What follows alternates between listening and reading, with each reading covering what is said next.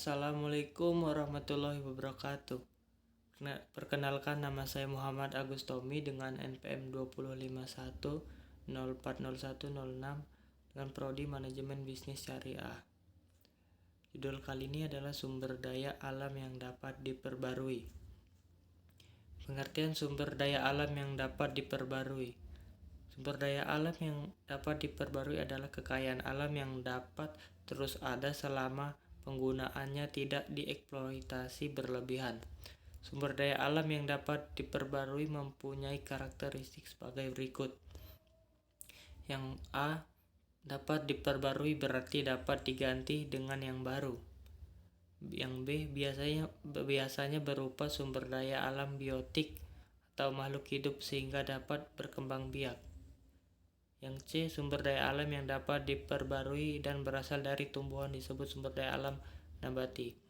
Yang D, sumber daya alam yang dapat diperbarui dan berasal dari hewan disebut sumber daya alam hewani.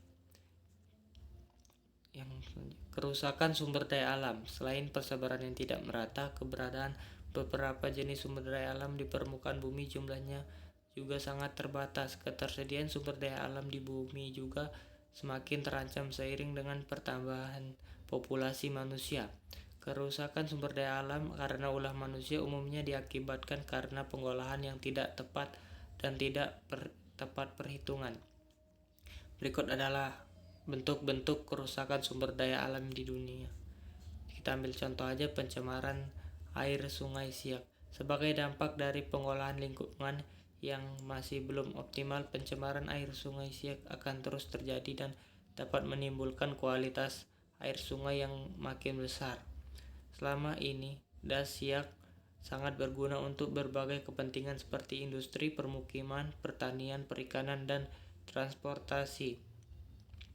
Kerusakan dan pencemaran air sungai akhirnya akan dapat menjadikan fungsi sungai sebagai kecil atau rendah.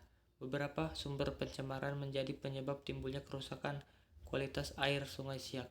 Dengan beban pencemaran yang cukup tinggi, senyawa pencemaran yang masuk ke dalam air sungai akan mempengaruhi kualitas sungai. Lanjutnya, beban pencemaran yang dapat dari kegiatan domestik memberikan kecenderungan peningkatan seiring dengan pertambahan jumlah penduduk yang terdapat pada Das Siak. Beberapa dengan beban pencemaran domestik, beban pencemaran industri cenderung menurun. Hal ini dimungkinkan ada beberapa industri yang telah melakukan pengolahan limbah cair industri. Namun demikian, pencemaran yang berasal dari industri perlu diperhatikan karena sifat dan jumlahnya yang sangat mempengaruhi kondisi air sungai. Selain yang berasal dari kegiatan domestik dan industri, kerusakan kualitas air Sungai Siak juga diakibatkan oleh adanya konversi lahan perkebunan, pertambangan, dan transportasi air. Lanjutnya, pelaksanaan program pengendalian pencemaran air Sungai Siak. Program pengendalian pencemaran air Sungai Siak terdiri dari 12 program.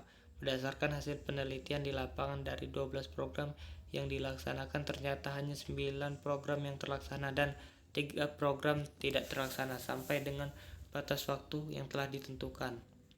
Adapun waktu pelaksanaan dari program pengendalian pencemaran air Sungai Siak ini dimulai pada tahun 2006 sampai tahun 2008. Adapun 9 program pengendalian pencemaran air Sungai Siak yang terlaksana yaitu: yang pertama, program pengembangan instalasi pengolahan air limbah komunal, penyediaan sarana sanitasi perdesaan, pelatihan pengolahan lingkungan untuk masyarakat, pengembangan tempat pengolahan sampah terpadu, peningkatan kinerja pengolahan air limbah industri. Yang keenam, pengembangan dan penerapan teknik produksi bersih untuk industri.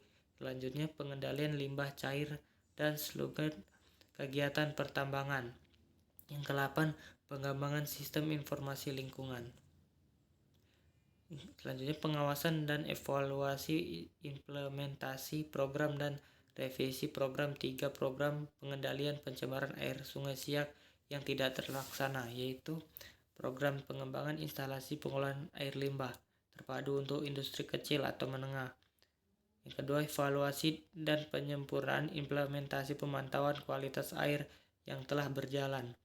Pemantauan rutin kualitas limbah cair, dan pengembangan sarana dan prasarana pemantauan kualitas air dan limbah cair, serta laboratorium terakreditasi. Terima kasih. Itu saja dari saya. Wassalamualaikum warahmatullahi wabarakatuh.